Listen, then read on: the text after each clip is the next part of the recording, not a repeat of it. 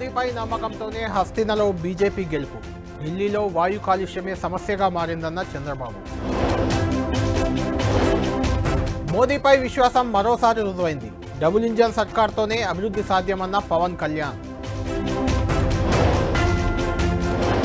సుపరిపాలనకు ప్రజలు పట్టం కట్టారు.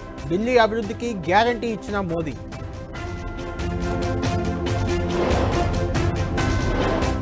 ఢిల్లీలో అబద్ధాల ప్రస్థానం ముగిసింది. ప్రజలకు ఇచ్చిన వాగ్దానాలు నెరవేరుస్తామన్న అమిత్ షా.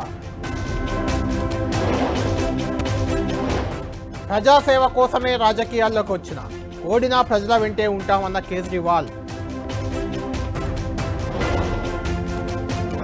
ఢిల్లీ ఎన్నికల్లో ఖాతా తెరవని కాంగ్రెస్, ప్రజలు మార్పును కోరుకున్నారన్న ప్రియాంక గాంధీ.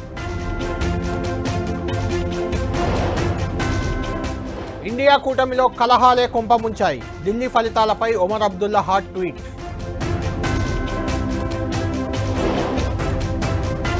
ఇరవై ఏడేళ్ల తర్వాత ఢిల్లీలో బీజేపీ విజయం, అంబరాన్ని అంటిన సంబరాలు.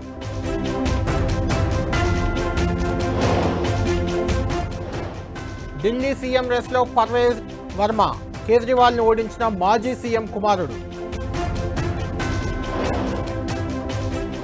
రంగారెడ్డి జిల్లా తుక్కుగూడలో హైడ్రా యాక్షన్, సూరన్ చెరువులో ఆక్రమణల కూల్చివేత. ఏడాది పాలనలోనే కాంగ్రెస్పై వ్యతిరేకత వచ్చింది. పంచాయతీ ఎన్నికల్లో బీఆర్ఎస్ సత్తా చాటాలని కేటీఆర్ పిలుపు.